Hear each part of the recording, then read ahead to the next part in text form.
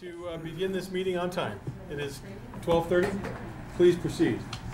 Okay, I'm going to really quickly say welcome to the Safety and Security LNKTV budget meeting. As everyone on the council knows, reaction to the newly adopted budget process put in place by the council last year. We're on the third meeting after the budget forecast in liberal neighborhoods. Wanted to also mention to you, last week was an exceptional meeting and we really appreciated the follow-up. If there's one thing I can convey to folks, questions to us like, what if we change the standard from X to Y, are really great questions for the directors and the staff at this point. And Councilor Lamb, I want to compliment you. You'd asked the question of what if we change the standard on replacement of the ash trees, what would that do to the budget? Those are really helpful questions to us to set a direction as to what you might be thinking, and we'll encourage you to continue that. And I'll turn it over to Chief Blymeister, who is running the show. Okay, and Rick, you're going to assist in keeping me on time? I think that'll take me a two-person job. Okay, very good. Well, good afternoon, and thanks for the opportunity to be in front of you today. Since 2008, during the inception of the Taking Charge survey, the citizens of Lincoln have consistently rated safety and security as their top priority in the outcome-based budgeting. As appointed and elected leaders of the city, we listen to the input of those we serve, and I know that all of us work so hard to use the tax dollars to meet the priorities. In 2017, we implemented the LNKTV system to dive deeper and constantly evaluate our goals and performance management indicators. It is my assessment and belief that LNKTV ensures that the city departments are not operating independently, that it's a collaborative approach. Silos are not going to be a barrier to efficient government. We are making these decisions, which is another great thing about LNKTV. We're making the decisions based upon the most current data that is available. What is safety and security? And today we're going to have a little bit of an opportunity to discuss why maintaining a low crime rate, timely and effective incident management, traffic safety, and youth activity are the most important city goals as stated by those participating year after year in the Taking Charge surveys. The Lincoln Police Department and Lincoln Fire and Rescue have big roles in safety and security and in meeting the expectations in these outcomes, but we are not alone. You will hear me say, and probably have heard me say in multiple different forums, that public safety is a partnership.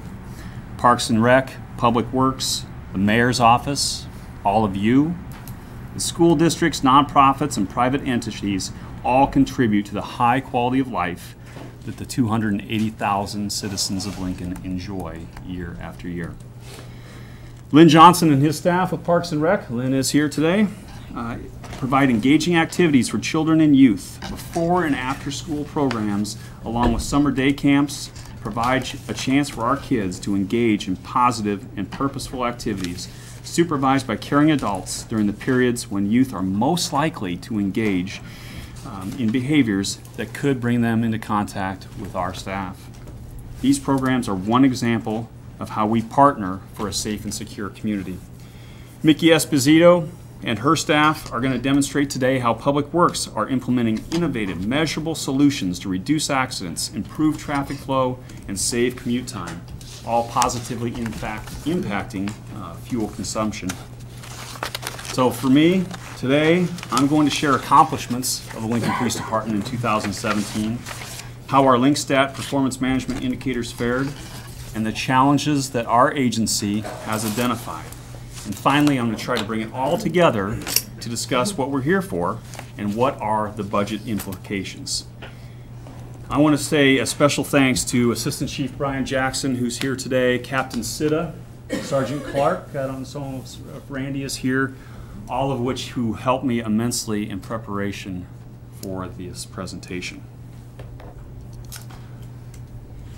At the end, I hope to effectively relay or convey that the prioritized budgetary needs of the Lincoln Police Department are, and this is not a secret, allowing staffing to coincide with growth. So with that, I'm going to start with some accomplishments. We're going to talk about community involvement, social media expanse, the new police garage, remodel of the emergency communications center, and then training campus expanse. And remember, this is all going to be brought together at the end. So our accomplishments, in particular community involvement, is the reason I believe that police services was second only to the overall quality of life based on the 2017 Taking Charge Survey. I am extremely proud to be part of an organization where extraordinary effort in this realm and collaboration is the norm. In order to be effective, we must have the trust of the community. And I can attest as an outsider until 2016 that this is one of LPD's greatest strengths. We're intentional about building relationships, not only engaging the community, but making them part of our promotional process, our internal policy reviews. Our policies and practices are dependent upon the community's input. This is embedded in our culture. 271 presentations to almost 10,000 people in 2017. 5 geographic teams participated in more than 250 events, building trust every day during every single contact. When tragedy comes, and it's going to come in our profession, we must have the foundation of support in place.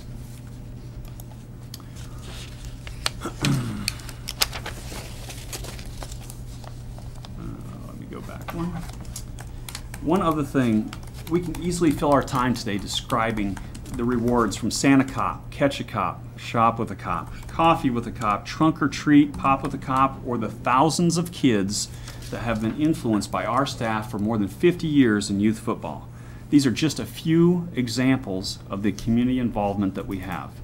The planning and time spent is not something that we can easily capture in a performance management indicator, but it is so fundamental to the success of our overall operations.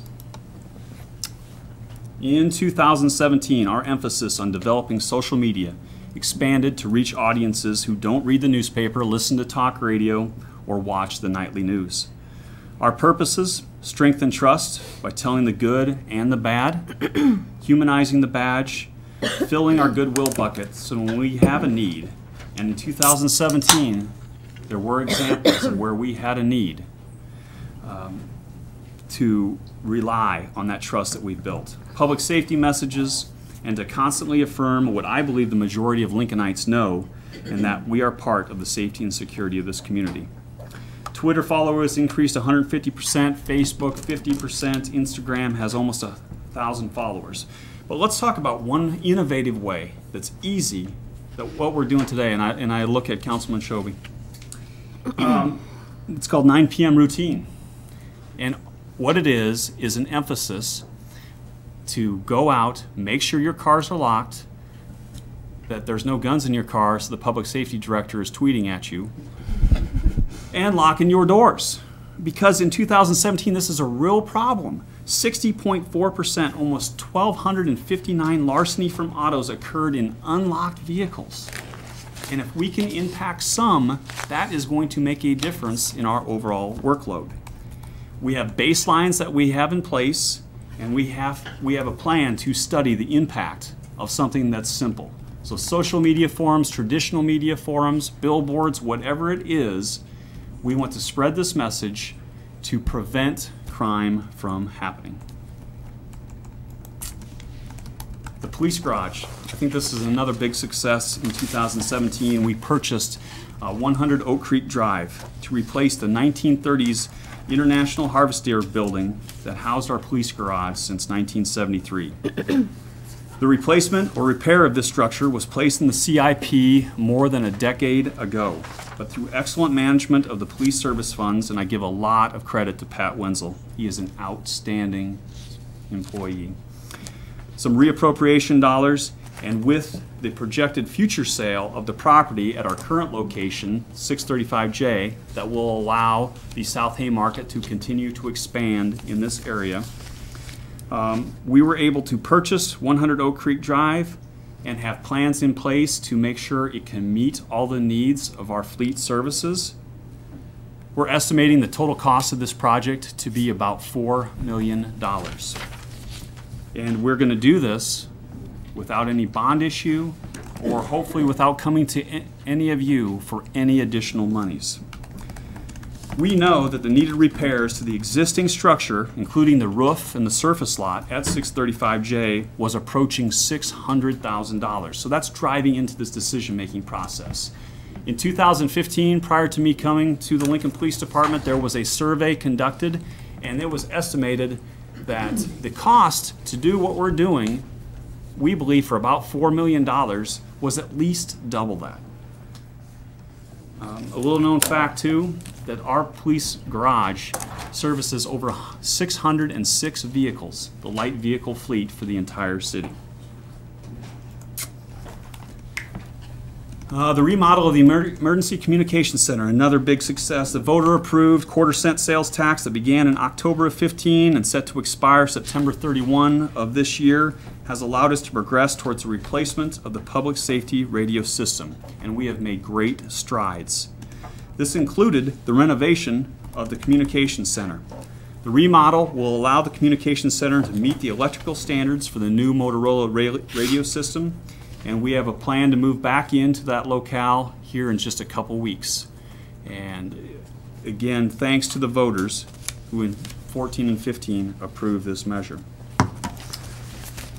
Another success is we began the construction of the K-9 facility in 2017 on the campus of our firearms range and classrooms. If you recall, this building an existing partnership with the Lincoln Airport Authority on 80 acres that we have leased at a very, very low cost for 50 years.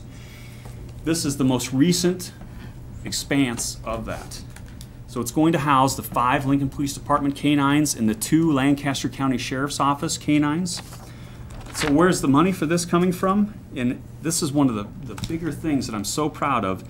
It is from multiple different funding streams, including Lancaster County Sheriff's Office, which has contributed a good deal of money, the Lancaster County Drug Board, and private donations, along with some reappropriated funds. In March, in just a few more weeks, we're going to learn if the military's Innovative Readiness Training Program, which if you recall, helped us build the firearms range a couple years ago. And with their contribution the last time, they provided over $100,000 in equipment rentals that the City of Lincoln did not have to incur, and 8,200 personnel hours. And we believe that if we can get their assistance in March, which is looking very favorable, that they're going to continue to help us in the repairs and continued maintenance of this facility. So it's an exciting project and one that we're very proud of. Okay, transition a little bit to the LNKTV performance indicators, and we're just going to talk about a few, 3, response times, violent crime, and case clearance. These do a great job of focusing on the crime in our community, but really only capture a very small part of what the Lincoln Police Department does. We have been a leader for a long time, and Tom Cassidy has a lot to be thanked for this, in having timely, relevant data that we use every day to evaluate our performances and compare ourselves to national groups.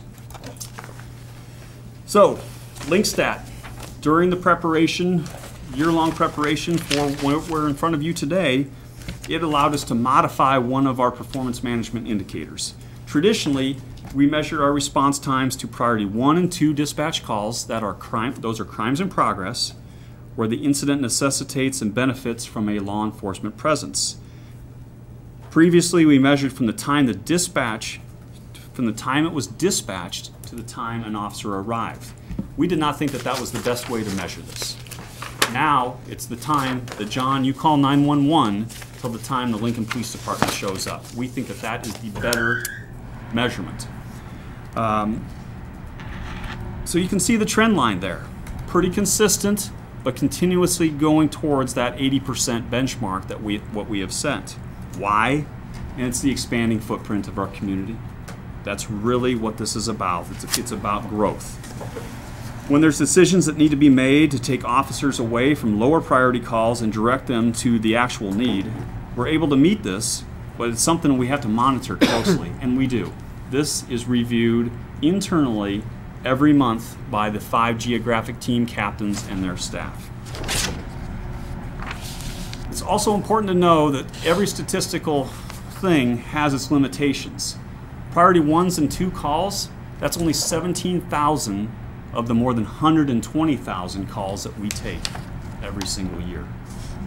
But They're the ones that need a police presence in a hurry. Violent crime. Well, since we began preparation for this, there's been a lot of talk about homicides in 2017, right? That there was 0. Well, there's not 0. Philip Madlock died in Lincoln on June 28th of 2017. Still, for a community approaching 300,000 people, we're very proud that there was only 1 homicide, especially when compared to 2016, where there was 11. This measures murder, robbery, rape, aggravated assault. We had a 5.53% increase over year 2016. Why? Mainly this is driven by the reclassification of rape into 85 different cases classified as a rape in 2017 would not have been classified as a rape prior to June of 2016. Now, we still investigated those cases. They still took the time and energy, but this is something that we have to be aware of when we're looking at this particular graph. And then you can see in 2010, wow, there was a heck of a decline between 2010 and 2011. Why? Internally, the Lincoln Police Department recognized that they may have been misclassifying an aggravated assault. They took it upon themselves to review that, get the most relevant data, and they made that adjustment. So when we look at the trend lines for violent crime, those 4 crime types, murder, robbery, rape, and aggravated assault, the reality is it's been static for decades.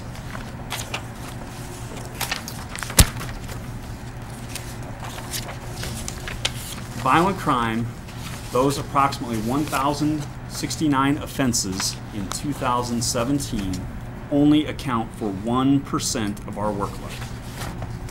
1%. But yet, that's what you hear about and read about in every type of media coverage that we gain.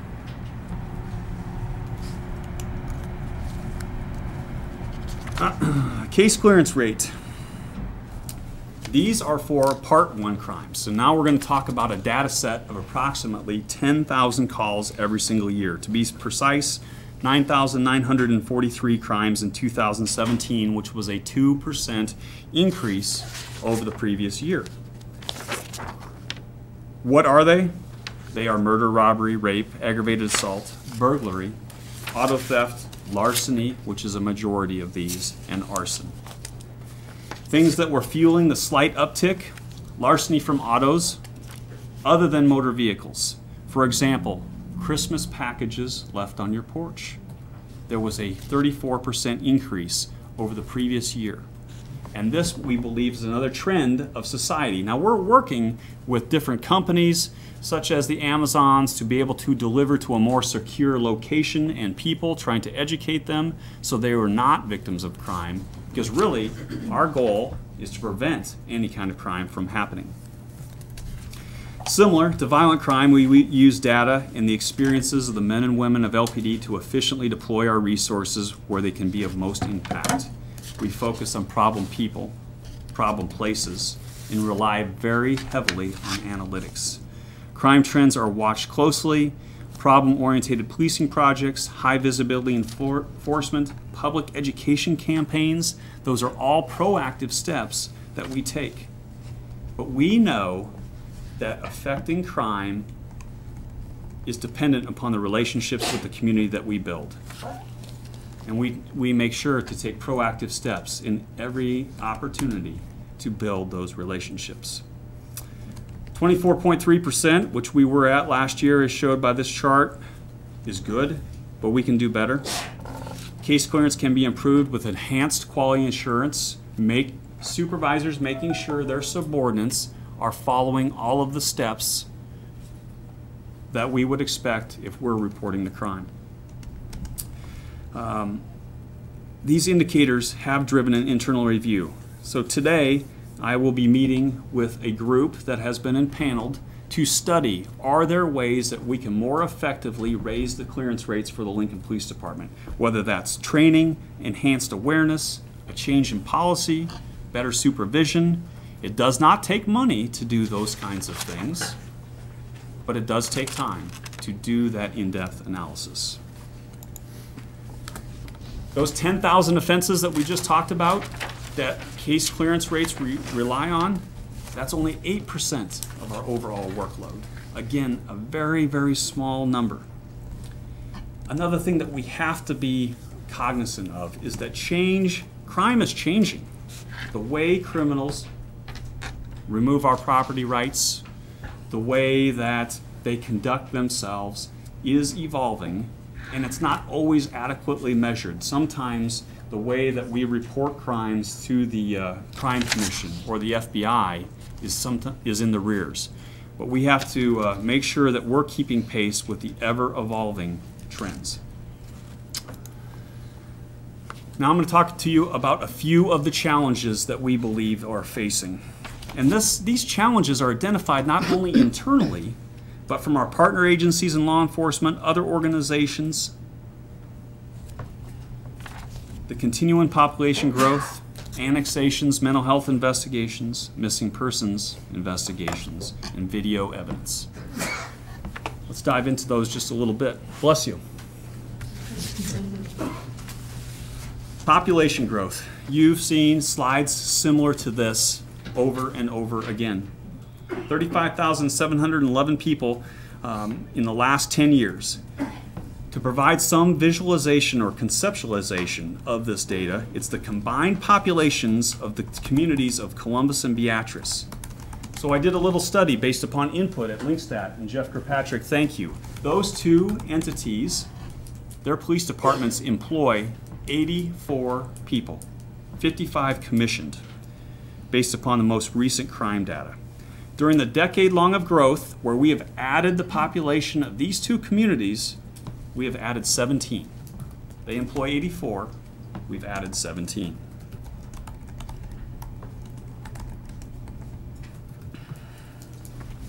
Okay. Officers per 1,000. There are so many different ways to know how many officers does a community need. This is simple and is not the only one, but it's one that's used comparatively across the country. Some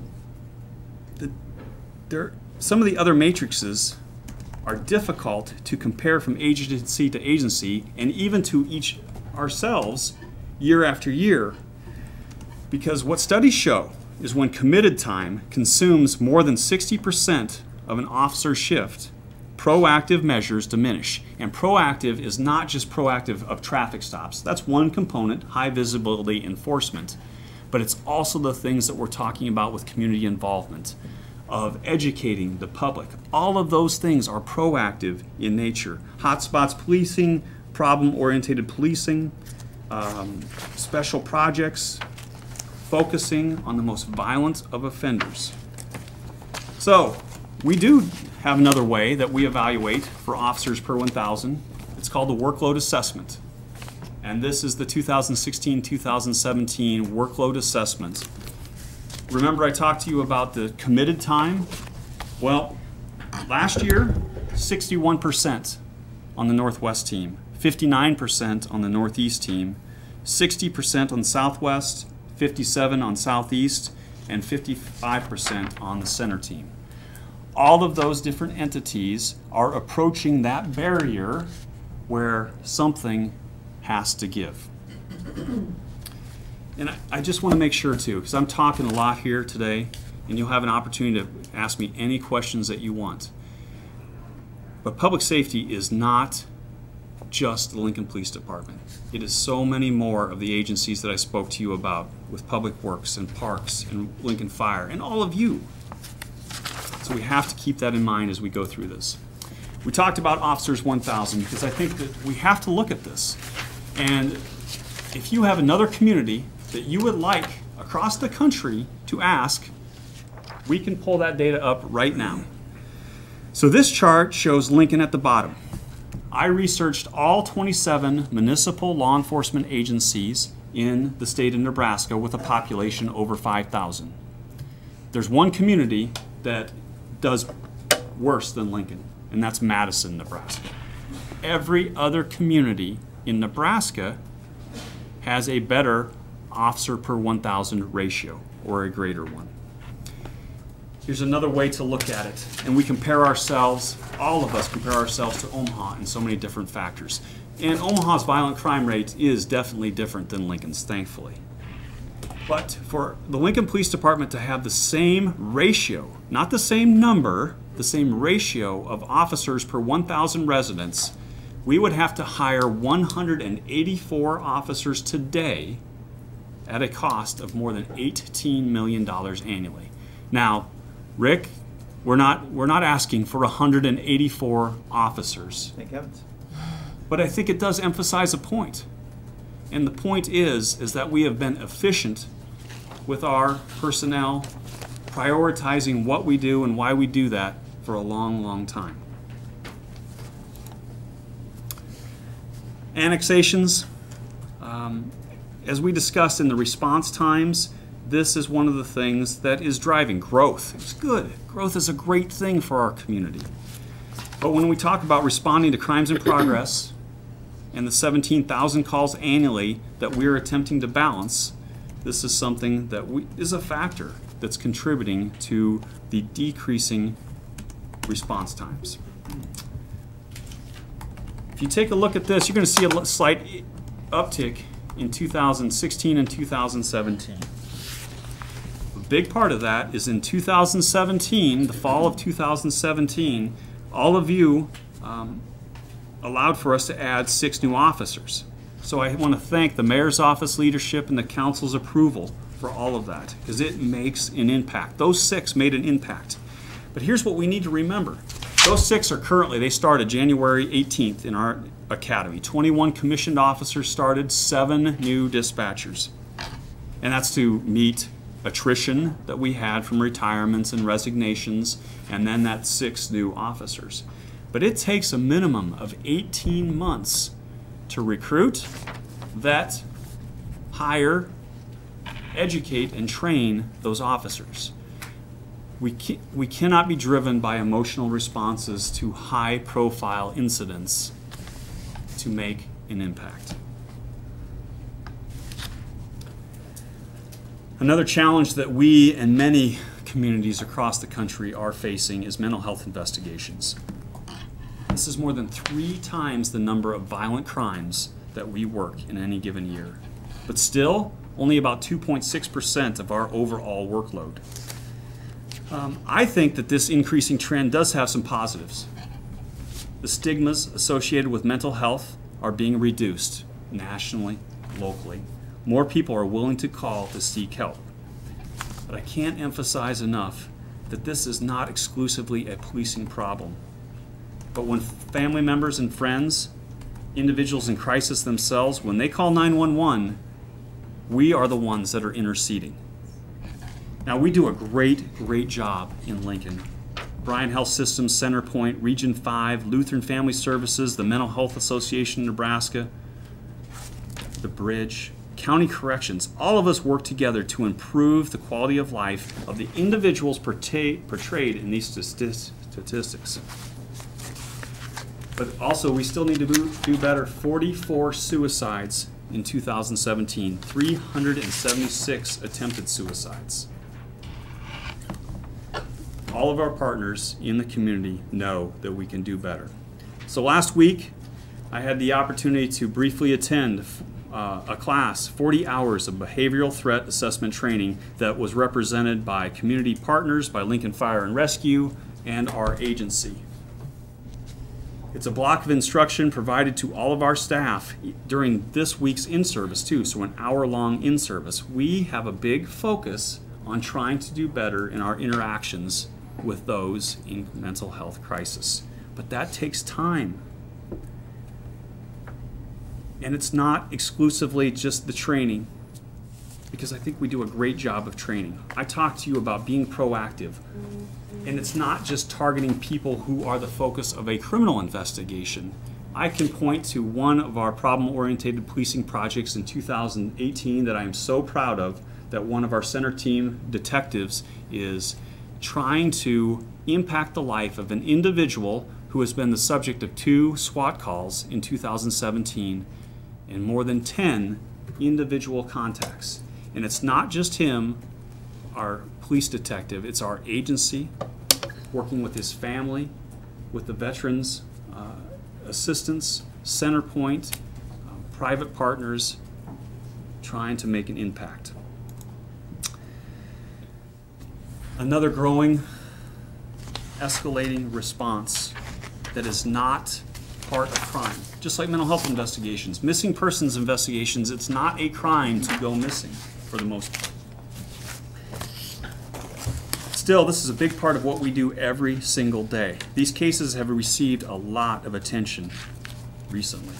Sidney Loof, Philip Madlock, they're both missing persons out of Lincoln that continue to be investigated.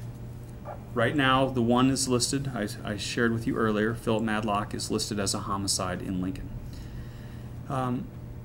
They're always going to end, some of these are going to end in tragedy. The vast majority, because of the responsiveness of the men and women of the Lincoln Police Department, their loved ones are returned. We partner with Centerpoint because these are families in crisis, mostly, that need assistance trying to prevent them from going missing in the first place. Director Cassidy, he's provided a lot of guidance and mentorship during the 2 years that I've been in this particular role. And he commented to me that Sidney Loof and Philip Madlock, their families in many jurisdictions across this country are not getting the same type of, it's still going to be a tragedy, but they know what happened to their loved one. And that does have some benefit.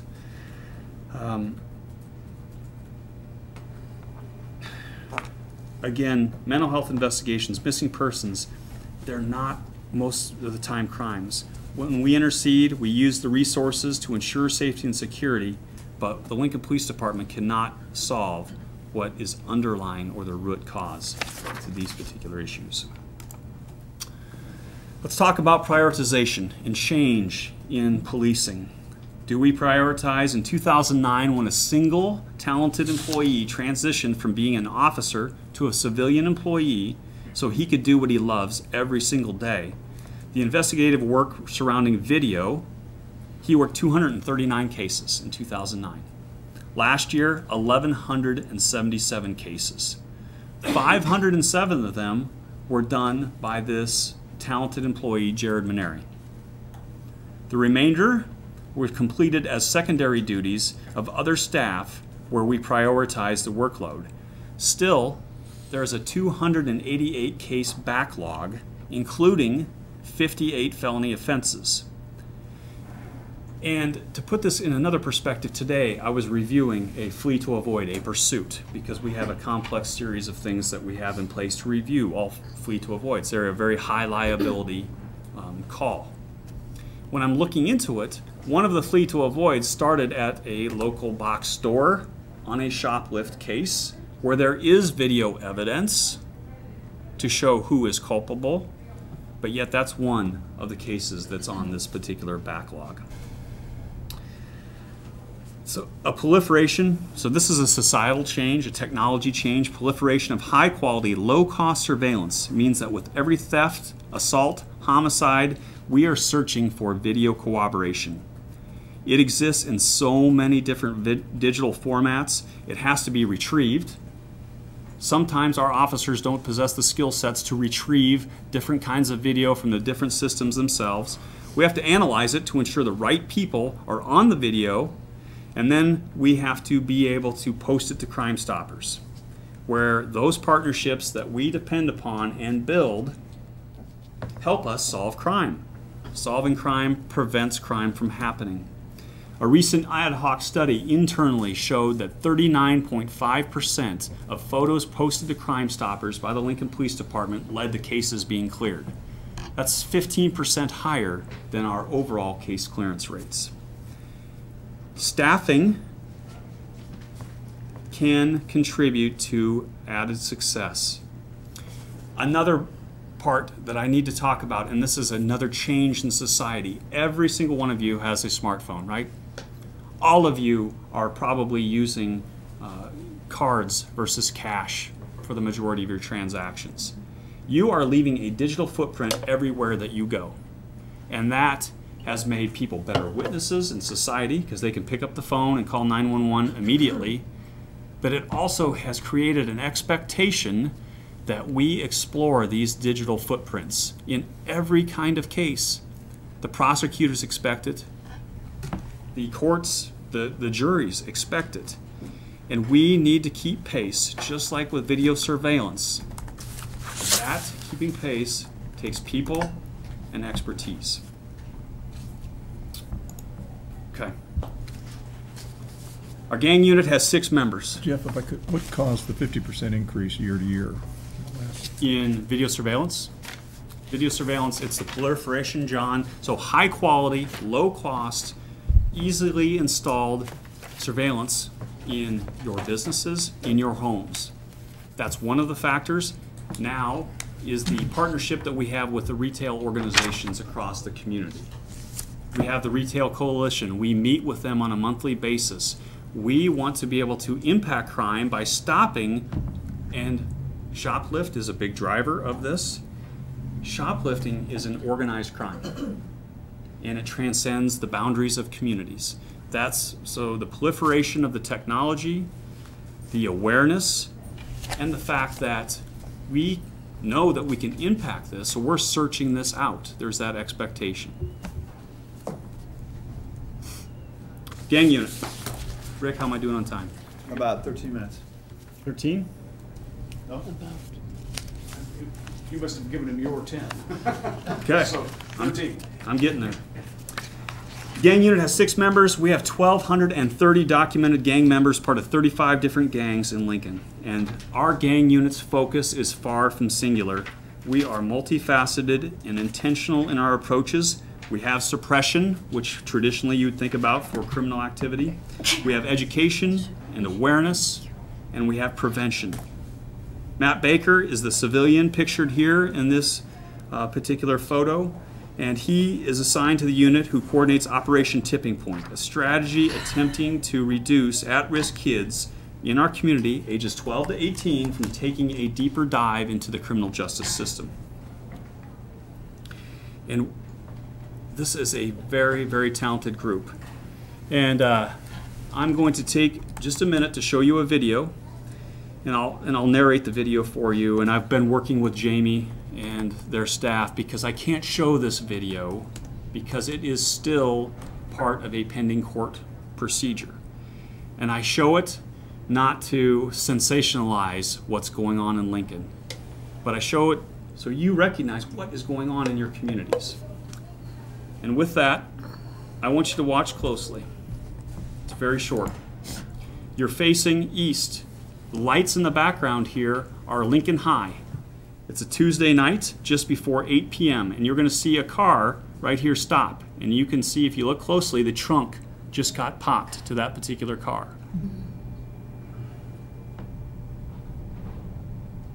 And they get back into the car and they're going to pull into the business lot.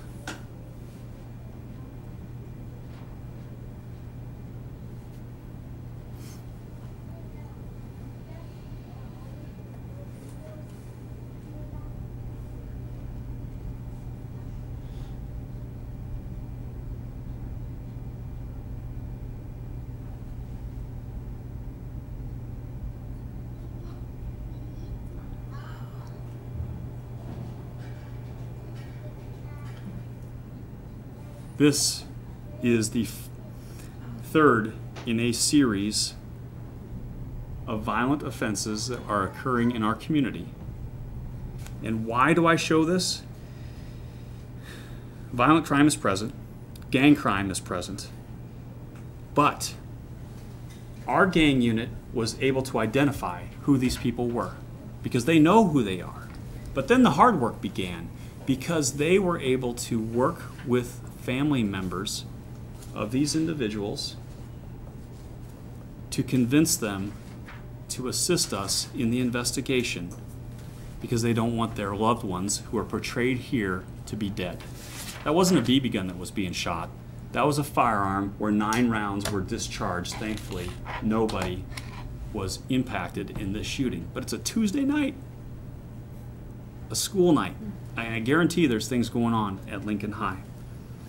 But it also highlights the importance of video surveillance and the ability to process it in a timely manner.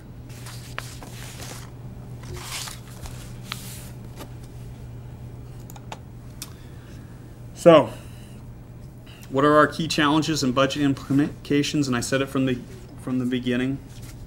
Staffing to keep pace with the community growing by more than 3,000 people every single year, adding miles to our boundaries, and allowing staff to use the technology of the modern era with a sustainable funding plan that doesn't create expectations for our officers, the community, or the courts that we can't meet.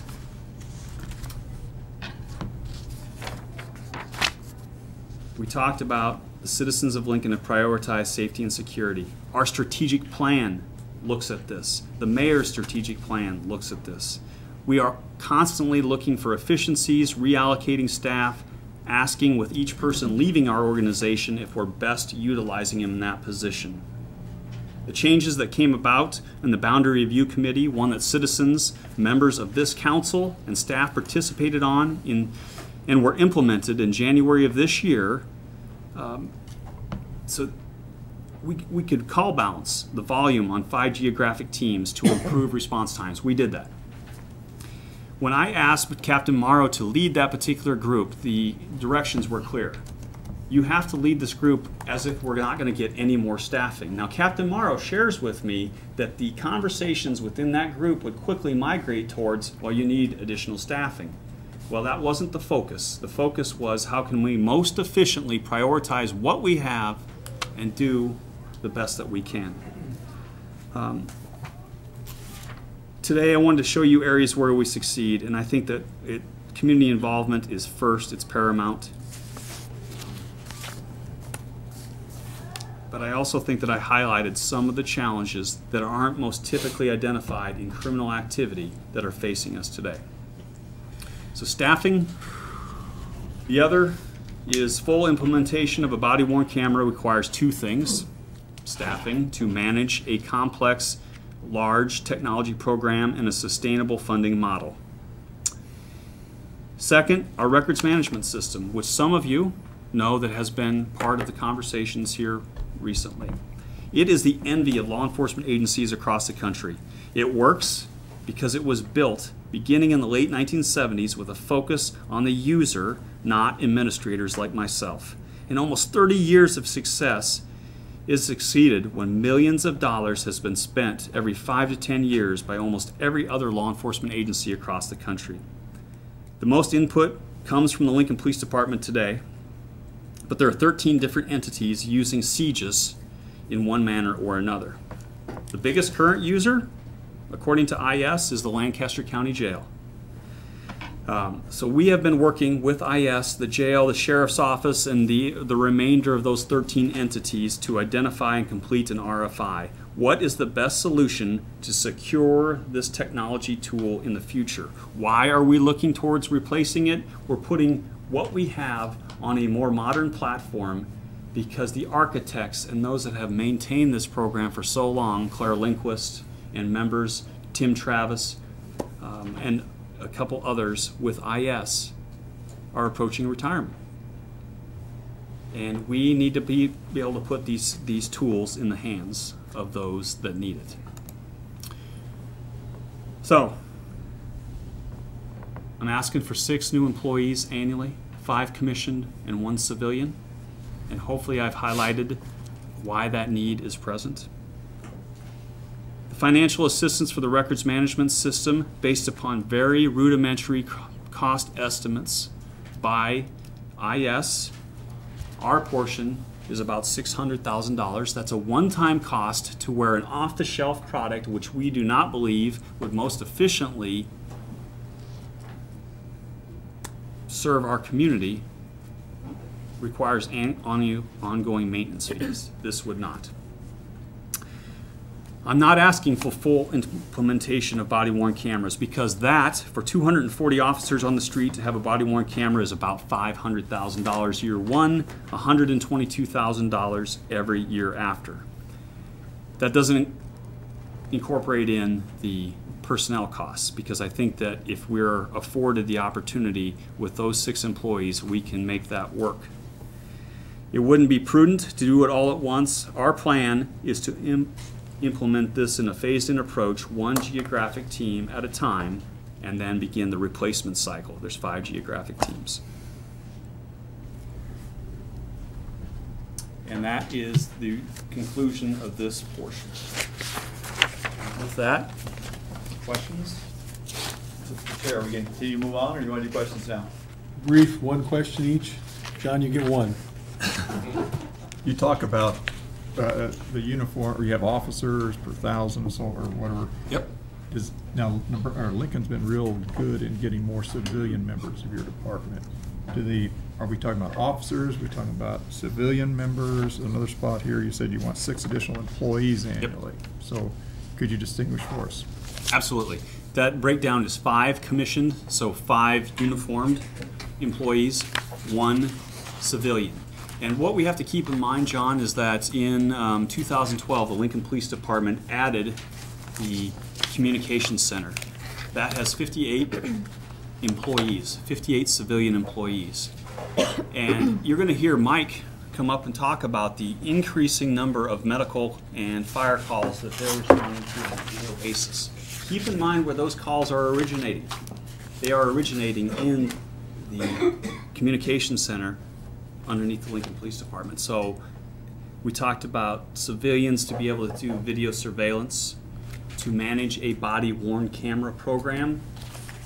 Dispatchers are another very big component that, at least in the last 5 years that I've looked at, we have added no dispatchers. And Tom can probably comment. It's been a lot longer than that, Jeff. Okay. It's been probably a decade since we've added dispatch positions. Good question, though. Anybody else? Jane? Jeff, could you talk a little bit about CGIS? You had mentioned that the off-the-shelf product might cost around $600,000 and require, or did I not? Yeah, I didn't explain that very well. Our portion of an estimated replacement, this is by IS, is $600,000. It's about $2 million to have programmers replicate the system that what we have right now. That's estimates. But what we're doing is that we are providing all the information. What does CGIS do for the Lincoln Police Department, for the Lancaster County Sheriff's Office, for corrections, for Jeff Kirkpatrick's crew in the City Attorney's Office? And that is being compiled by Bob Walla, and we're probably going to need a consultant to be able to say, is there an off-the-shelf solution that can do this, or is it something that we can do with the talented employees here? And there's going to be give and takes on both approaches. And when do you have to make a decision on that? All the information has been submitted to Steve Henderson and to Bob Walla. That has not yet been, the RFI has not yet been issued, unless Steve is in here. Yeah, Steve had a death of an employee, and Okay. I think he's going to be here today. So. Okay. Darian? So, keeping pace with growth, top priority. Some of the top kind of capital investments include body-worn cameras and the CGIS system. What about when you look at the horizon? What kinds of additional sort of training or technology or equipment or information even do you see the department needing as we start to look at the potential of the opioid crisis to hit our shores? The digital footprint investigation, the growing skill base that's needed for that, maybe even gas-related explosions like we had the tragedy, and hopefully that's going to remain a rare occurrence. But do you have other things kind of out there on the horizon that you think we need to be preparing for, aside from just kind of trying to play catch-up and get to a more comparable position amongst peer cities? I think that they're intertwined, and that you bring up, so the digital footprint. The Lincoln Police Department, the Lancaster County Sheriff's Office has done an outstanding job, in my estimation, of staffing 4 people in our electronic evidence unit that can get the information off of your cell phone, off of your computer. Where we fall short is the ability to analyze that information and use it in an effective way to corroborate a case. Now, in high-profile incidents, Sidney Loof, Philip Madlock, homicides, we can take the time and have the expertise to do that. But those types of information exist in every single case. So that's one area where training of these staff and dedicating staff to be able to analyze this information and effectively use it in a case is one thing that we're looking at. So that's where they're intertwined. Here's another area, is the management of all forms of digital evidence, whether it's a a recorded statement, recorded statement that we're taking from a witness or a victim of a crime, to a body-worn camera, an in-car camera, the surveillance video that we're gaining from the local box stores or from any kind of retail organization. All of that has to be maintained and accessible to not only us, but to the prosecutors. And we recognize that that is a deficiency within our organization, and we are embarking upon a plan to identify how we can improve and what the hurdles will be to that particular improvement. And that's not going to be made in isolation, similar to so many other decisions that we make, whether it's the Boundary Review Committee, the committee that looked at body-worn cameras in the first place. We are going to get input from the outside, because we only know our focus can be very singular. Okay, please proceed. All right, traffic safety is the number 3 goal in safety and security, and for those of us who occasionally get speeding tickets, we tend to think of traffic safety as law enforcement, but obviously our friends at Public Works play an important role as well. So we'll let the Chief and Mark from Public Works take over from here. I promise you're about done listening to me talk. Traffic safety. One of our performance management indicators is to hold the injury traffic crash rate to no more than 750 crashes per 100,000 residents. As you can see, we are doing and have historically done an outstanding job of this. In fact, during the LNKTV process, this is one where we looked at where we can do better as far as reducing the benchmark, and we did. The news media, I think, is a tremendous partner in this. They help educate the public. Legislatures can make a huge impact in this particular indicator. Studies show that states with primary seatbelt laws have enhanced compliance. If you wear your seatbelt, you're still going to get in the crash, but you're not going to get hurt. We partner with the Lancaster County Sheriff's Office, the Nebraska State Patrol, and use the resources of the Nebraska Office of Highway Safety to be able to effectively have high visibility enforcement. But if we look at this, this is non-injury crashes. Over 7,000 accidents that were investigated by the Lincoln Police Department last year, non-injury. Now, when we talk about prioritization and the taking charge, sometimes people are going to say, well, why do we do this? Why does the Lincoln Police Department investigate traffic accidents? And I think that I would advocate to maintain doing that. Why? Because the majority of the population of Lincoln is going to have an interaction with our agency in a traffic crash, from a speeding ticket, or hopefully one of those community events where we're involved in.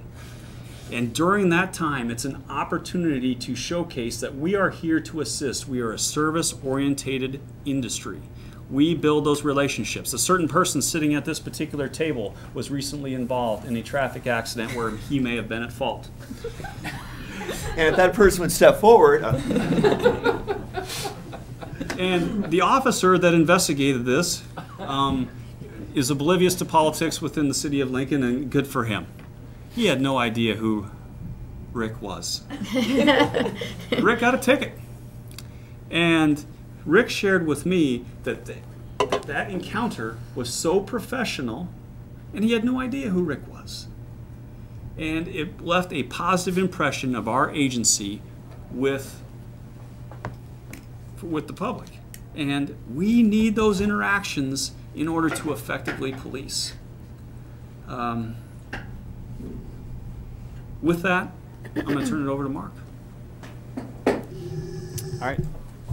Thank you, Chief, and thank you, Rick, and good afternoon, members of the council. I am Mark Lucha-Harms, perhaps a little new to some of you, manager of traffic engineering within Public Works and Utilities, and thank you for the opportunity to talk to you about this topic of traffic safety, which is one of, if not one of the top goals of our division, and that is trying to keep, as best possible, members of our traveling public as safe as possible. And when we talk about that, we're just not talking about folks in their vehicles, but also talking about more vulnerable travelers, and that is folks on bicycles as well as pedestrians.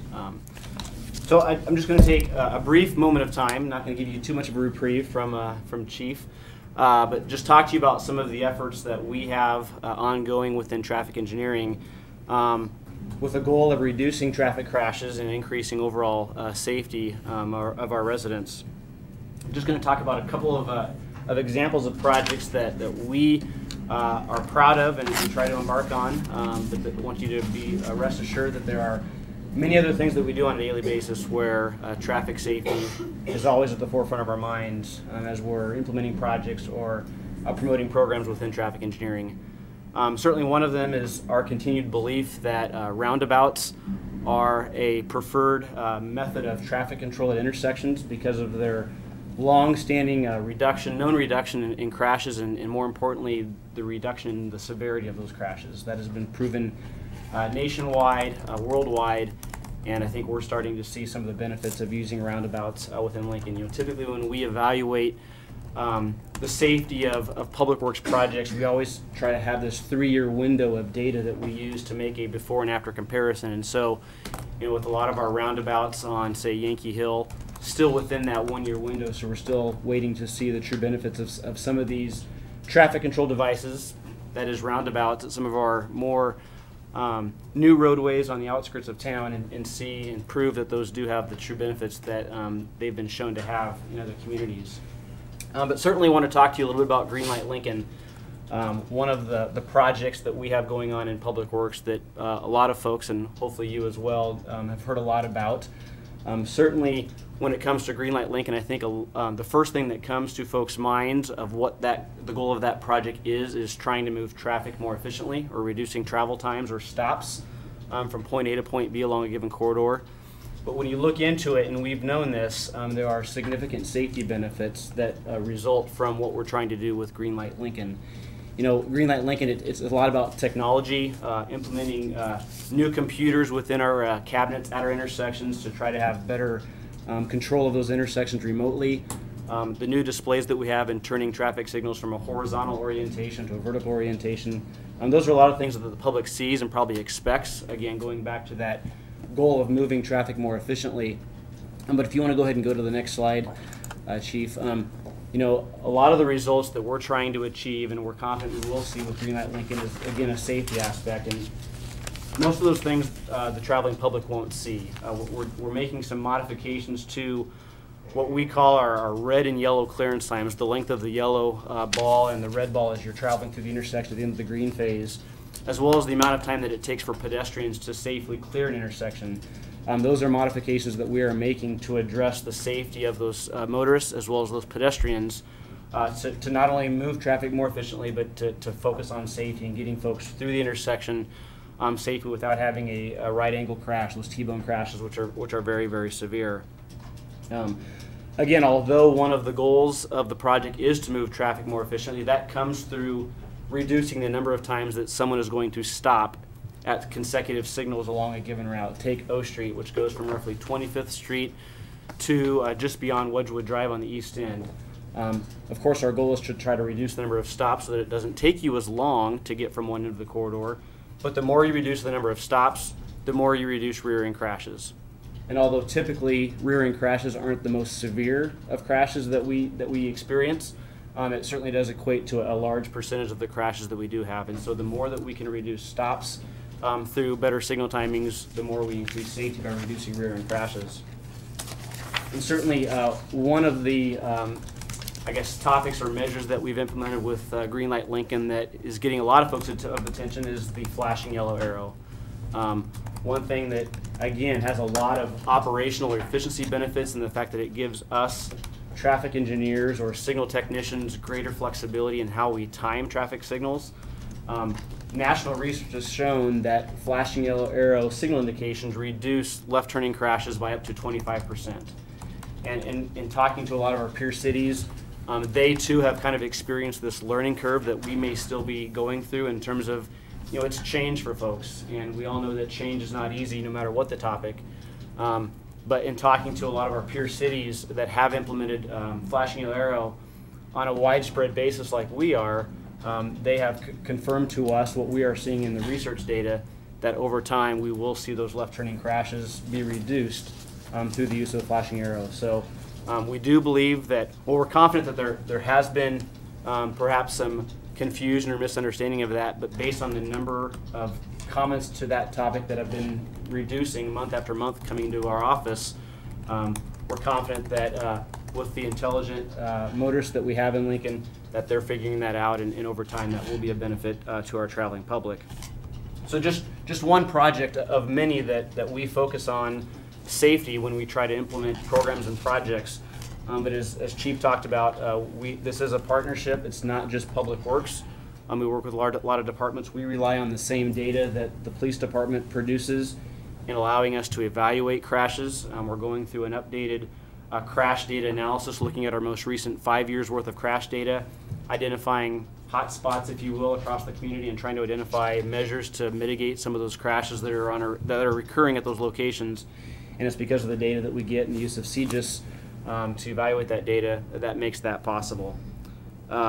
So again, we're excited about a lot of these projects and programs that Public Works is involved with. Certainly Greenlight Lincoln, appreciate your support of that moving forward as both a way to reduce commute times for folks, but specific and perhaps more importantly as addressing the concern of reducing crashes and the safety of our folks. So at the end of our time today, I do have a short handout here that I'll share with you just on Greenlight Lincoln that highlights some of the key measures. It has some kind of a fact sheet that we've put together for an educational campaign regarding flashing yellow arrow. We've included that packet, and I'll leave that with you before I leave the room today. So thank you for your time. A lot of information came to you. I am more than happy to answer questions that you may have at a later basis too. We're a few minutes ahead here, so it's up to you, Mr. Chair. Let's proceed. We'll give Carl a question, because he hasn't used one yet. I was saving it up. Several years ago, we removed school safety officers from middle schools. Yep. Would it be your desire to have those back in middle schools? 2010, 2011 is when 4 school resource officers were removed from middle schools, which again is a subsidized funding model with Lincoln Public Schools, and their efforts were more reprioritized. Do I believe that it makes an impact? It's not like the high schools, where the 6 high schools, the school resource officers are still there. They are a small community, and they are policing in that particular community. But what it does is provides yet another opportunity, Carl, to build relationships, not with just the kids, but with the parents. And I think that is what is lacking when we remove that. So yes, it would be a desire. Okay. Thank you. Let's proceed to the next section.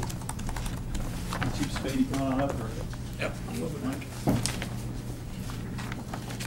This is the second goal of safety and security, timely and effective emergency response, which is primarily fire and medical, which Chief Spady will address. And I think you heard Chief Glymeister talk a little bit about response time during his presentation as well.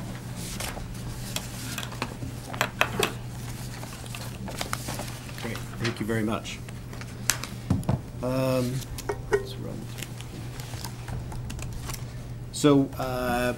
We are happy to report some of the accomplishments that we were able to finish up in 2017. And one of the most important ones that I feel that we did was the ability to bring in what we would call the community-driven strategic plan. So that was that group of stakeholders that we were able to bring in last year during this time of the year 20 individuals from across the city, different age groups, different backgrounds, business owners, renters, different age groups, so forth.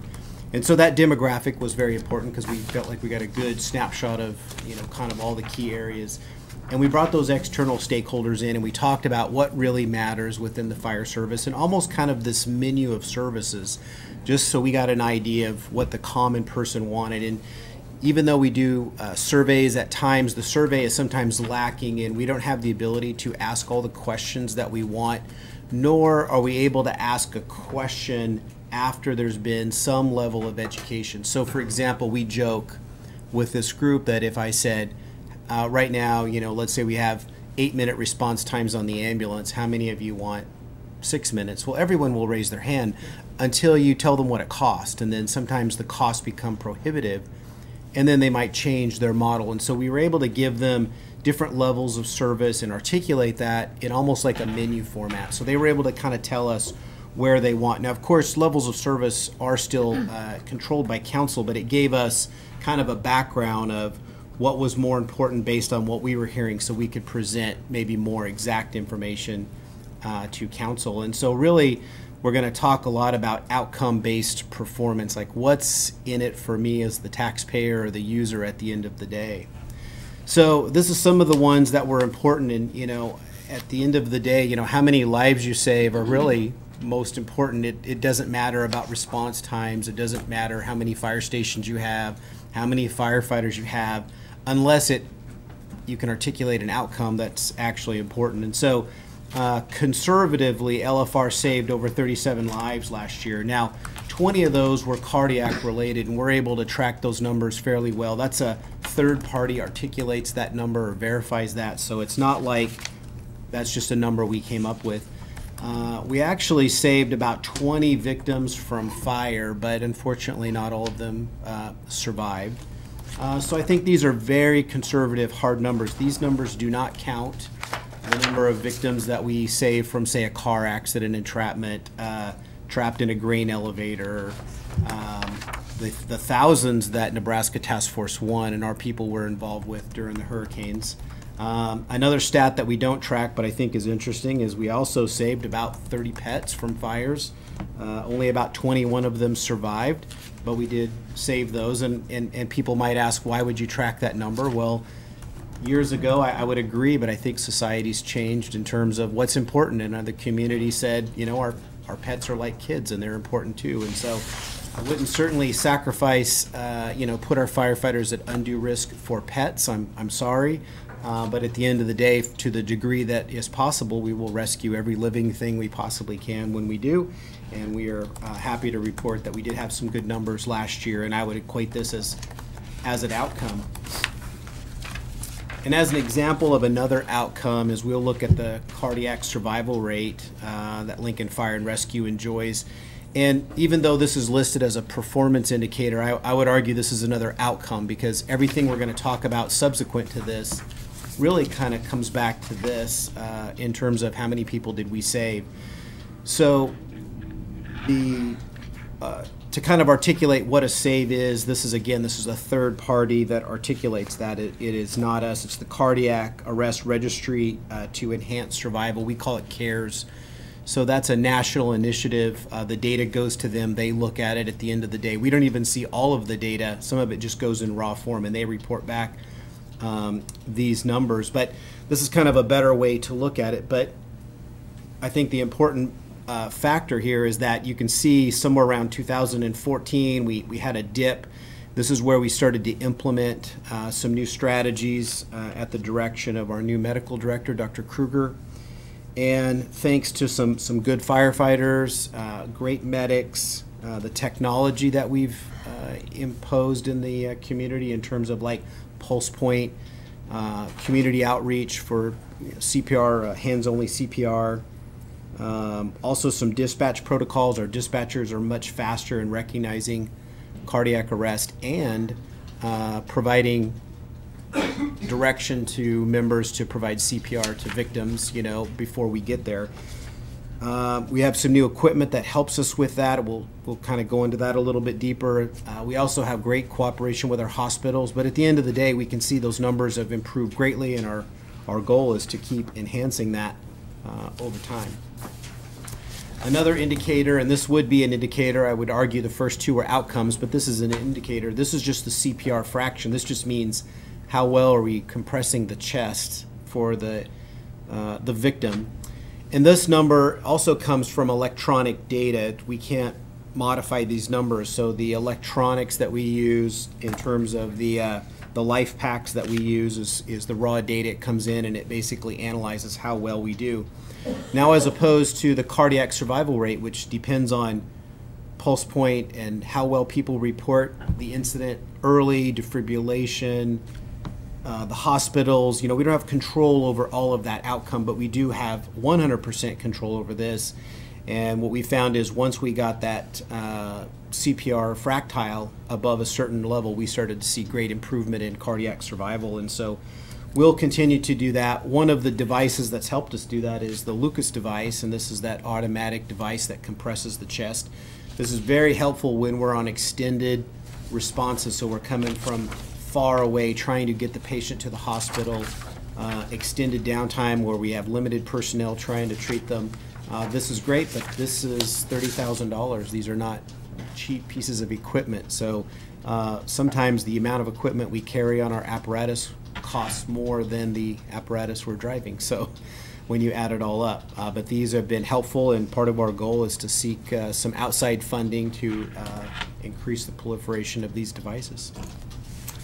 Another indicator we look at, and remember I think before we had maybe 4 indicators when I first came here, and through the mayor's office we were able to kind of change these around. So now we have about 7, and we don't have time to go through them all, but I wanted to give you kind of perspective of why we changed a few of them. So this is one that I think is important. So this is kind of more towards the fire side. I think we've done a few of the EMS side, but if you look at fire, one of the best indicators of success of a fire program is we would use a very simple math is how often are they able to confine the fire to room of origin. So that means in your house, if you stopped it at the kitchen or you stopped it at a bedroom, whatever, so it doesn't extend into the other parts of the house.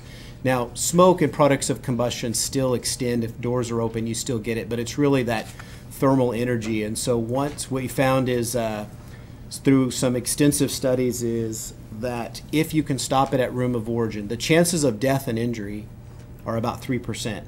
Soon as it leaves that, it doesn't have to involve the whole house, but soon as it leaves that room of origin, typically we see that instances of injury and death going up quite a bit, up to 80% or better.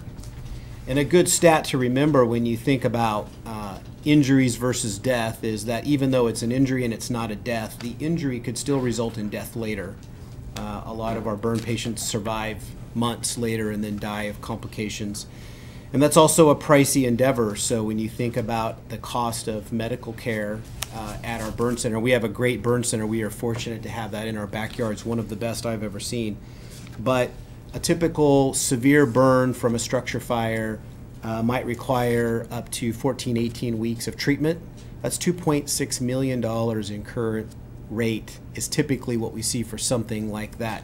So even though you might survive it, you're going to have some hefty bills on the back end if we're not able to treat. So all that together is there's a bunch of different elements, and it would be too long, but this is the best way I can describe it is if you look at this graph, it just kind of shows progression of a structure fire, and let's just call it 10, 20, 30, 40, 50%, all the way up to 100. But really we want to look at what are the outcomes, what are the impacts to the customer. So if we stop a fire before it is past the 10% mark, using all the data we look at, and this is Lincoln data, this is data we got from like some of the restoration companies that are here in town, they were able to share this in our experience. So if we're able to stop the fire at room of origin and within that 10%, the chances of survival are 99%. It's very good.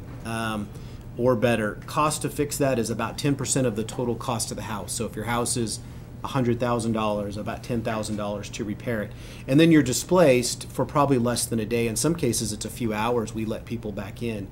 Now, if you're displaced longer, I know that doesn't equate to survivability. I know that's a big jump between how it impacts you as a person and whether you survived or not. But think of what would be the cost to you and your family to be displaced from your house for 3 or 4 days or 3 or 4 months or a year, you know, the cost of that in terms of school and your routine. I'll kind of jump down to maybe when we were about 40%. And so as opposed to thinking, well, it's 50% damage, so it should be 50% cost to replace it, it's exponential. It doesn't work that way. So when you look at the 40 and 50% damage, survival is 0. We've never been able to save somebody at that point. But the cost to fix may be 110 to 150% of the actual value of your home, because you need to tear everything out down to and start over and haul everything away. And to do that, you know, you're talking many months. Some on the low side would be 3 months, but most cases it's about a year to basically go through all the process to tear all that out and then rebuild it and then get back into it. Whereas, unfortunately, if we let the fire go and burn it to the ground, it would actually be better. Survivability didn't change, but the cost to the customer was less, and they're displaced less amount of time because it was less to haul away. Now, we're not advocating for letting fires burn, but what we say is when you see that little box that's kind of on those first 2, that's really why we want to use that as an indicator to say we want to get there quickly, get water on the fire, stop it at room of origin. It's the best for the economy, it's the best for the customer, it's best for firefighter safety, it's best for you know, the neighborhood in terms of blightedness and those kind of things. So there's a lot of factors to that, and I'll just kind of run through this to stay on time. But here is a example of where we're doing now. Because we don't have years worth of data to look at this, we only have this 1 year. So we'll grow this as time goes by. That this is where we are now. And the reason why I would argue that's probably not worse is because a lot of our growth areas are in the new areas, and that is new building stock. And so it takes a while for the building stock to be built and then age to the point where you start having problems with washers and dryers and ovens and heating and air conditioning and that kind of stuff. Another good stat we're proud of is the amount of property and contents that we did save from fire. So this is just hard contents. This is just taking data from the assessor's office and then, you know, kind of guesstimating the property that was in it. We usually get that from insurance adjusters on the back end. This is just direct dollar loss, or I should say dollar property saved. So here's an example of a fire not too long ago during the spring at Laszlo's, and crews were on there very quickly, put it out. I don't recall what the actual damage was, but they were out of service for about a day. I think there was a big game coming in. They wanted to be back in service. Or something was going on that the cost of being out of service for that day cost them more than maybe any other day because of, you know, the timing of it. But this $400 million does not count the other related issues, such as what's it cost to be out of business for a couple of days or weeks, people that lose their job, you know, you can't employ them anymore because there's no job to employ them. You know, what's that cost the city in terms of tax money back? And so that number is hard to articulate. I would argue it's about 4 or 5 times this amount to the economic value based on some studies that I've seen from certain universities, but that I could not say directly. That would be Lincoln dollars, but ones that I've seen in Arizona and California, that's the number that we typically see. This is just kind of a graph to kind of put that in relation. I think this is a good indicator, and this just shows the cost of the value saved versus the cost of operation. So you just put it in perspective of what are we paying to operate Lincoln Fire and what are we doing in terms of just that raw property and contents that we were able to save. This indicator, I think, is one that's valuable too in terms of maybe communicating to the customer of what is the cost to you, like what's in it for me would be the perspective I like to equate. So this one is a little bit harder to articulate, and because there's a lot of moving parts and we control this a little bit, so we don't have the third-party oversight. So I list this one with kind of a grain of salt, but we list in the performance measure of how we come up with the data so it can be replicated over time. But essentially we have 7 cities that we compare to, and we look at, they have to be like services, they have to have a positive growth rate, and they have to have a population within 200 above or below Lincoln. and within, we use like about a 500 or 600 miles, so we kind of keep it in the Midwest so we don't get in too far into the coastlines where the numbers will be off a little bit. But this is the value in comparison to what we provide in Lincoln. So the cost per person in Lincoln is very efficient, we would argue. And kind of a side note, if you were to break that down into what's property tax versus sales tax, you could probably split that somewhere in half again, because property tax you have to pay, sales tax is a little bit more. You could articulate whether you pay it or not. But a good comparison is our rural providers around us. If you compared, a rural provider, their math is about $156 to $170 per person.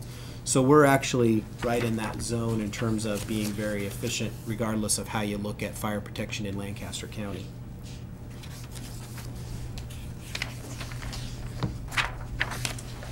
Some other accomplishments we're pretty proud of.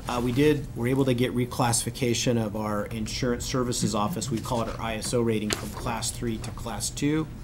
Now that just occurred January 1, so we've only about 30 days into it. So if you look at the community, let's say 300,000 people, 1/12 of them probably had their insurance come due and they're redoing the insurance. So a very small percentage would experience the impact of this, but we hope by the end of the year more people will have that opportunity to hopefully see some what we would call downward pressure on the fire premium. Now, it's important to remember that your premium you pay on your insurance for your house is theft and weather damage and some other issues. So if you had hail damage from last year, you may see your property insurance go up. Our argument would be hopefully the fire premium, which is a component of that, actually brought that down, so it wasn't as bad as it could be. But we will just use the term keep downward pressure on insurance. We did receive 5 new apparatus, and we are very appreciative of that. We've started to see the impact of that. Our cost to outsource maintenance is a good $500,000 a year, and we've already seen that number start to come down to about $460,000, $480,000. So we've seen a little bit of change. We attribute some of this to the new apparatus, although 1 or 2 bad apparatus of what we do have in the fleet could change that drastically before the end of the year. So I'm not going to celebrate too much until we get farther into the budget year. We did change some of our response to fire alarms, and so this is an ongoing project I'll talk about a little bit later, but in a sense, what we did was we just worked to improve some efficiencies with what we send and how we send it so that we're a little more economical and a little less liability in terms of responding lots of firefighters and fire engines and trucks, lights and sirens to every fire alarm when we found that most of them were false, and so we just slowed that down. We're still going. We'll still go fast if anything sounds different, but it just limited our liability a little bit. And then work began on some new stations. We also installed and implemented some automatic dispatching fire station alerting system. This has been in the news quite a bit, and we're very pleased with kind of the initial results of this. We've seen our turnout time and our response times shrink a little bit. And so what that means is we're more efficient without adding stations or equipment. We just saw some improvement in the existing areas. We'll see obviously some nice benefit when the new stations are opened and incorporated also. But this is where we're trying to use technology where we can to augment instead of adding firefighters and stations and personnel before we need to. Another project update is the new fire stations. This is just a picture of the new Station 11, which is not part of the sales tax optimization plan, but it was another one of the factors in terms of optimizing our deployment. And so we anticipate a grand opening to this within the next 6 weeks or so, if all goes well. So we're very pleased with the progress of that one. And then just kind of a view of what one of the new stations might look like and replacing one of the older ones. This is Station 12 and what it would look like. And then just kind of a quick overview of where those stations will go and how that kind of improves. If you just kind of look at covering the city more equally, that's how we see that progressing. So some of our challenges, yes, On that map, that picture, could you go back? yes. Are those shadowy images where the relocations are happening? Are those existing that are now relocated? Yeah, so the green stations are where the new stations will go, and then you can kind of see a faded shadowing one kind of right there between the two green ones. That would be like old Station 12, where it is moving from, Okay. and then to. So, yeah. Thank you. So we're going to talk a little bit real quick about challenges, and I think we've talked enough about growth, so I'm just going to give you a little bit different perspective. This is just population growth is the blue line. The red is calls for service, and so it just kind of shows that demonstration of, if all we were dealing with was population growth, that would be one issue to be concerned with, but it's really that proliferation of calls for service that are, driving that workload. And one thing I would like to kind of maybe put in perspective as we kind of talk about calls for service and workload is that even though we could argue that 80% of the call types that we get are medical. When you look at what it takes to respond to a fire, multiple units for 4 and 5 or 6 hours versus a medical call, which is 1 or 2 units for an hour. When you look at workload, not only is our medical calls going up quite a bit, but we're also seeing more fire calls. So in the last 5 years, we've seen our fire calls have gone up about 250, meaning every year we run about 250 more fires than we did a few years ago. And every one of those is a 4 or 5 hour lengthy process and all the things that required to support that. So a good example would be our workload. If you counted, you're a firefighter and you come work for the day, where's your time and energy going to be spent?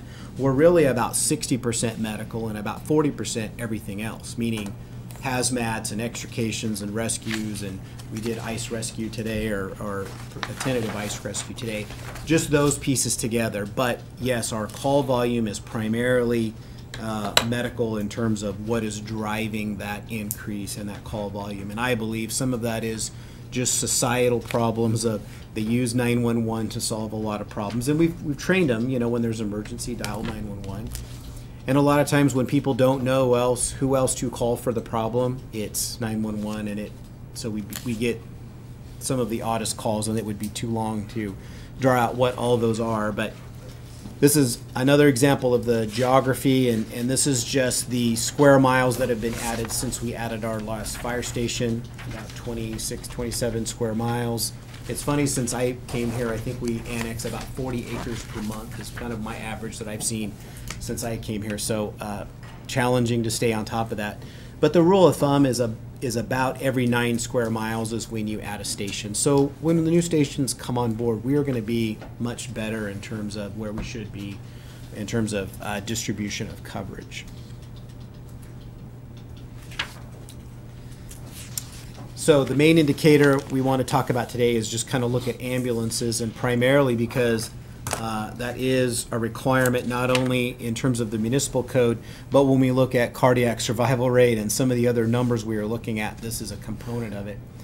The challenge we have here is just that call volume continues to increase at a pace greater than population growth, and we are still running with just 6 ambulances, and we are more and more peaking that 7th.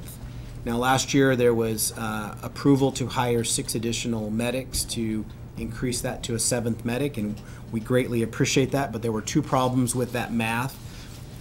One is that you can't open a new rig with 6 people. It would take 8.3 if you look at the leave balances and trying to cover that.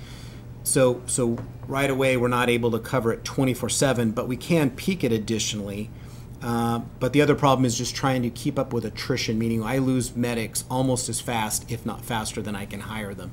So that's really been the push. Now we have been able to peak that unit slowly, more special events. When we see inclement weather, bad situations coming in, we try and peak it more. As we get more medics, we hope to improve that more. So we think we have the way to kind of bring this back down, but I would fully suspect 2018 we'll see probably one more year of a bad number, and then we'll see it come back down as soon as we catch up with that.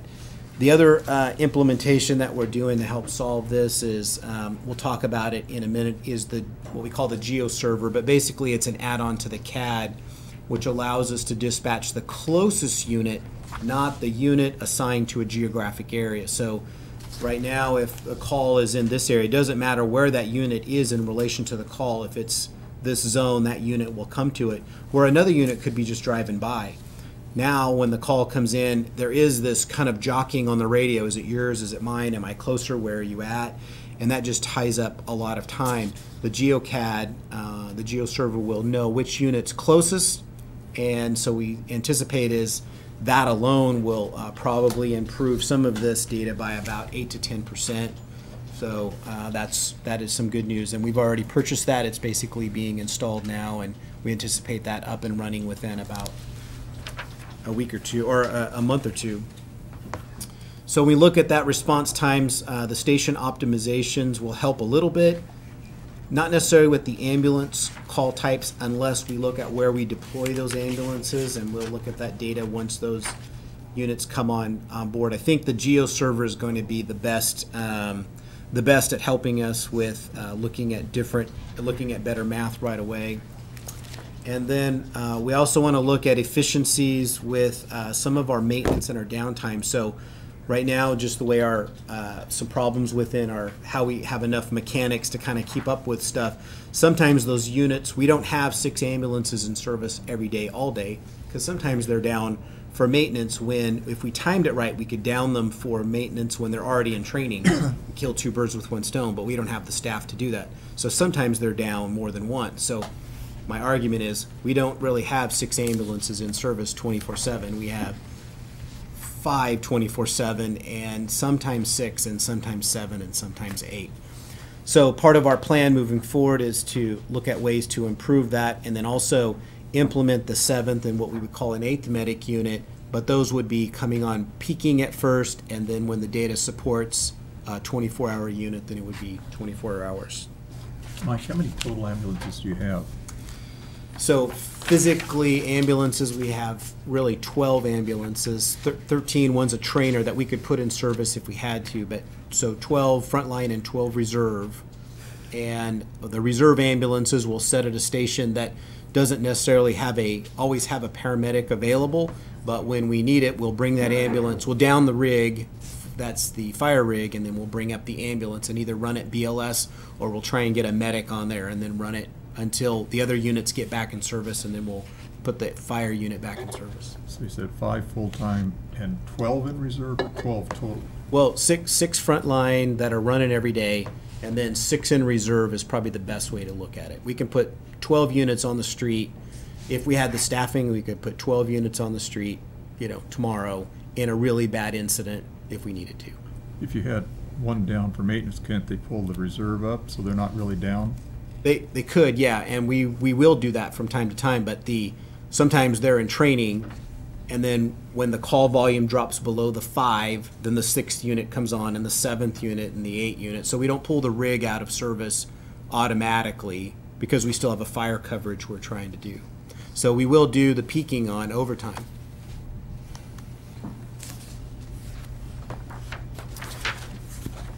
Okay, again, some of our challenges moving forward is, and I think some of this goes without saying, but these are really the big 3 if I had to choose. And so apparatus and stations and recruitment, and then we would call our federal reimbursement rate for the ambulance. So for our apparatus and stations, I don't think there's really anything new that council hasn't heard before. We still have 8 apparatus that need to be replaced yesterday if we could. We still have a number of stations that are in very poor condition, almost to the point where we need to really kind of tear them down and build over. But that is not to say that we haven't seen some measurable improvement in the 5 new apparatus that we've got. And we have 3 new stations. I mean, when the station optimization thing is done, 3 old stations are going to be abandoned and moved into new stations. So some of that facility requirement repairs are going to be alleviated, but we still have older stations that we still have no plan for, and so that's our goal, is to come up with a plan to not leave them behind. We also have challenges with recruitment and particularly with paramedics. And so my shameless plug right now is applications are still open until February 9th. So if you know anybody that is a paramedic, we would be love to have them put their name in the hat to come join us. I've been here about a year and a half now. I have hired 15 paramedics as fast as I possibly could.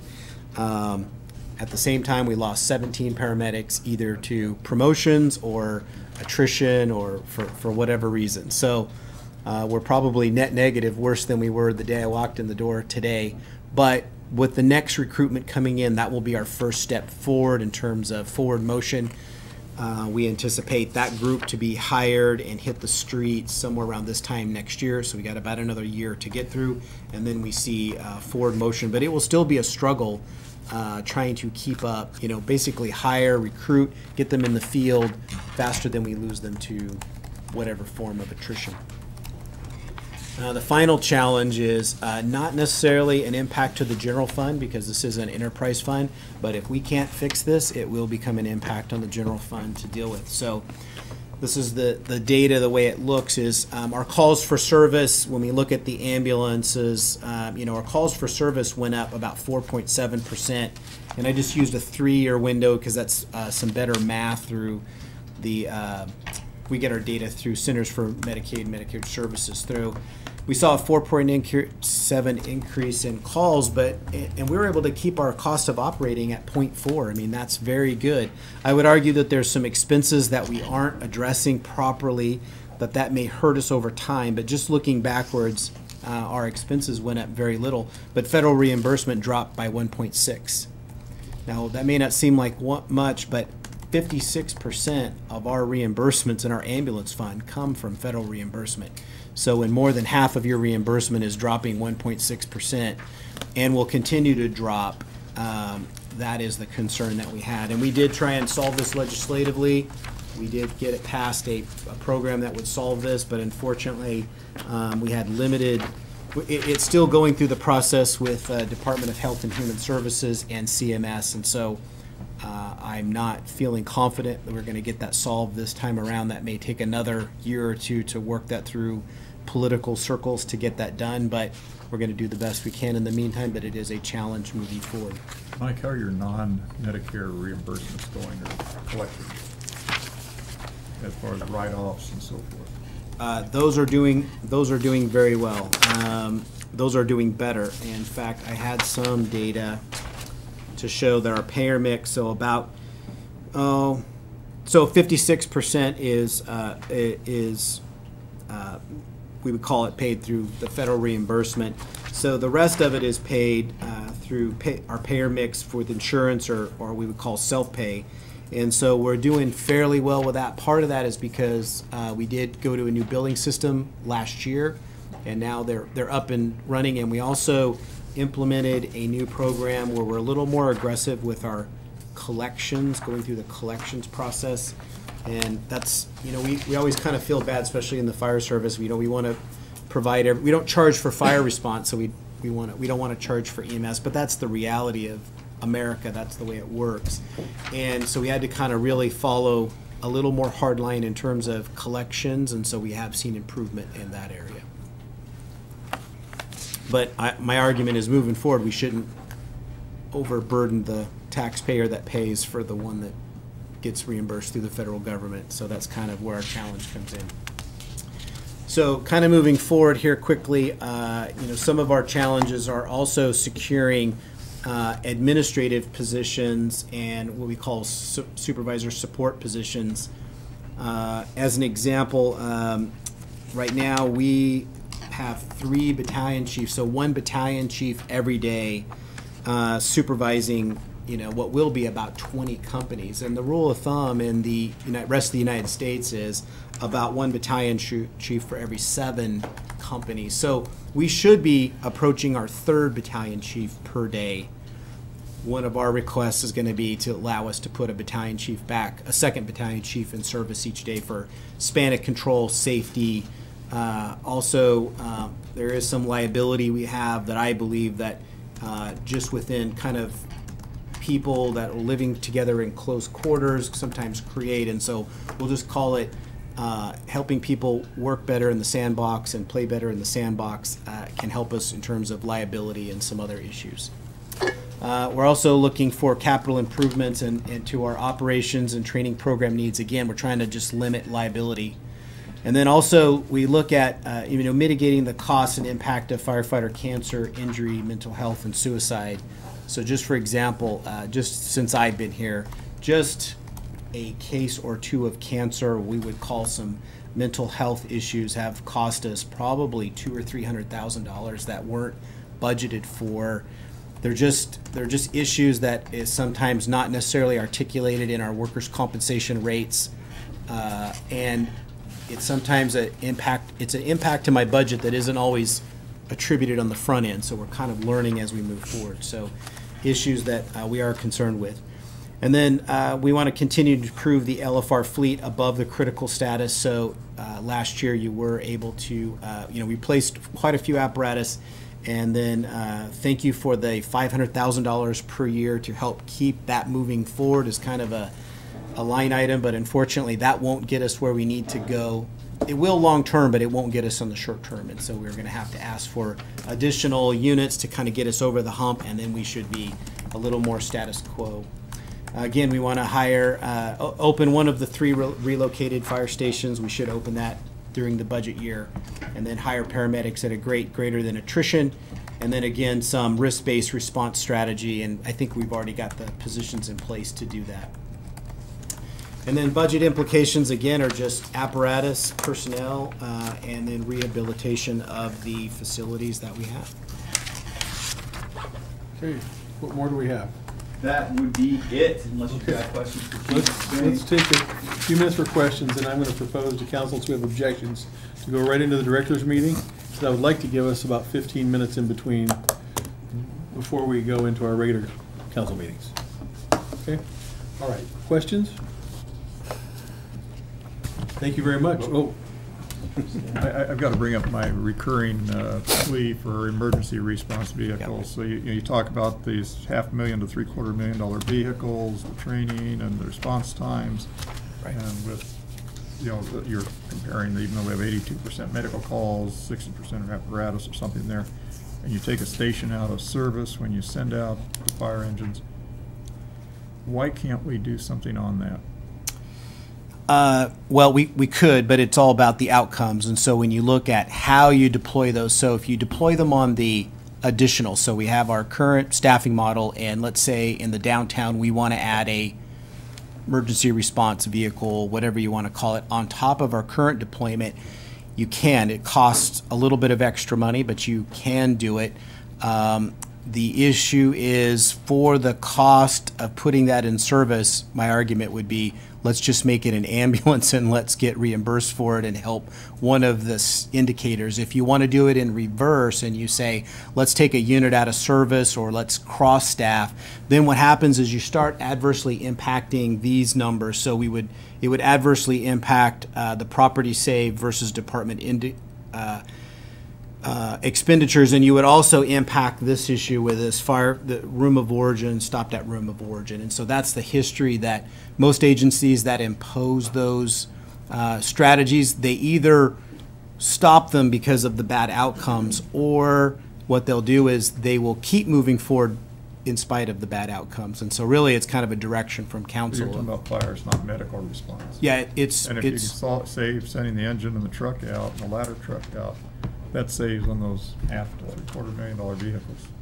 Yeah, well, it does, but it doesn't necessarily solve in the outcome. So, for example, let's say that the unit is now, we're trying to get units to a fire, and we want to... I'm talking about medical. Right, but they have to be able to go to all. They go to a vehicle accident, they go to a water rescue, they go to anything. Well, so it's help. now a unit that's not available. So if you're doing it in reverse, we've now taken a unit that was going to go do this, and we've taken it out of service to go do a medical. No, just the reverse. If you have the ERV, 2 firefighters can go out on that, leaving the apparatus and some other firefighters there to take that, and if there's a more important call, then triage and send off to that. Right, but they're out and about. They're out on the call, and now a fire call comes in. They have to come back to the station to get the unit. No, you still leave an FAO at the station to bring the apparatus out. So, anyway, I'll talk to you more on that later. The other big question I have is on the cardiac amounts. You mentioned you have about 20 saves a year, and that was like 1 year 74%. Back on pages 19 and 20. Yeah. So I Our think you're pages, looking 19 at and 20. And I guess my this question data is, right there. You've also said at prior meetings that we have between 130 and 150 cardiac arrests a year Yeah. in Lincoln. Yeah. So I guess I'm confused how 20 saves is 74%. Right. So remember, we don't control this data. So there's a very methodical calculation. They would call it the Utstein model if you wanna get deep into it. But here's the way it describes it in layman's term is there is a type of heart attack that you cannot survive. You could be in the emergency room, laying on the hospital, you're not going to survive. So even though that 100 and plus, those are the calls we went to, but they won't count that they don't even count that in the math. They only count the ones that could have been saved and did you save them. And then the save includes, not just bringing back the heart, but neurologically intact. So that math is very restrictive on what they count if they allowed it to count higher. So the CARES provides all this data. So they tell us what did you save versus what did you go to. And they'll give us the math of what got excluded along the way. So we can give you that data if you want to see it along the way. Well, that but changes we things. also measured in the raw format too. We're still double the raw if you want to take the raw. We still do the raw, but we kind of look at the raw data. This is somebody else is doing this for us. So this is why we went to this one, because the data comes to us kind of verified. But we can also do an indicator that shows the raw data of the 130, 140, 180 cardiac arrests, how many were saved. Usually 40% are dead on arrival, unfortunately. Yeah. Well, I've seen in the past. And about 10, 15 years ago, when we had figures, it was like 20 to 25 saves a year, which appears to be fairly static. And again, the number of calls for cardiac arrest were 130 to 150. The difference was a save back then was we got the heart started again, they would count it as a save. Even though they died later, they brought him to the hospital with a heartbeat, they counted that as save. We don't count that anymore. These are people that have to walk out of the hospital neurologically intact, ready to basically go back to, if we count people that left the hospital not neurologically intact, this number would be much higher. But again, that's within the raw data. Okay, Larry? I was hoping to just briefly discuss retention, both for LFR and LPD, because I know you've mentioned how hard it is to keep paramedics. I know from conversations with LPD how hard it is to keep people because they're so well qualified that other law enforcement agencies tend to want their investigative abilities and they get picked off for other places. In terms of staff retention, what factors do you think would assist your departments, resources as well, would help you keep qualified staff and help grow your department, not just with new FTEs, but keeping the people we have? And should that be an indicator in your departments? Would that be something that might want to be added? Well, I think the nice thing is these are solvable, and they're, I would say, not short term as in solve tomorrow, but we can solve this over time. So one of it is if we just got our numbers up within the allocated staffing high enough that the workload wasn't so bad. So it's really the burnout for the paramedics that are on the job. That's one of the issues. And so as we get more medics and we kind of dilute that workload out a little bit so we can give them a break from the high intensity calls, 14, 15 a day back to back, that's one. The other issue is, a little bit of pay and benefits, and so here's a good example. And it's not necessarily we have people leaving by the droves to go to other jobs because they like Lincoln and they want to be here, part of that community. We have lost them to other agencies, but it's also recruiting enough people into the program. So a good example would be an entry-level paramedic makes about $16 an hour, and we work them 56 hours a week. If you finish a vocational education, let's say a welding course at SCC, your entry-level job is $20 and you work 40 hours a week. So that's kind of the struggle in terms of, and I know firefighters are expensive and a lot of that is on the back end, the roll-up costs, but for the firefighter coming in trying to put food on the table, sometimes they leave to go. So the most recent firefighter I lost, within the last 2 weeks was they just got a job in the insurance industry and it paid more than they were making here, and they had to make a decision that was best for their family. So those are issues that I think are, if I can solve the workload one, that helps, and then the other one is negotiated issues that happen over time. Chief Blymeister, would you like to comment? I would. Ours, as you're aware, is just, it's just a slight bit different. We do not have static staffing. We are constantly looking at what is our peak time, our peak need, and when is that? Fridays, Saturdays. And quality of life and generational change is something that we have to look at, because we hear more and more from our employees that they are wanting a piece of the weekend in order to spend with their families, to where those who have grown up in this industry for a long time may have a different perspective on that. We are looking at ways to do that, but we have to meet the mission first. We have to be able to meet the needs on the days when they're happening. And that's a challenge with the current staffing levels that we have. We believe that increased staffing numbers will make an impact. When we talk about the civilian component, and John pointed out the civilian component to this, it's the same way. For those of you, I think some of you have had an opportunity to sit in our dispatch center and listen to the calls that are coming in over and over again, and the variety, the multitasking that they're doing. We want to try to alleviate some of that volume too. Those are not easy answers, but that's why another component of our key issues is staffing. We're still going to meet the mission first, but secondarily, can we improve the quality of life of all of our employees? I'm going to end this meeting. All of the council members know that all of the city staff are available with the phone call. So please follow. If you have questions, please follow up. Let's go right into our directors and organizational meeting, since we have all the staff here.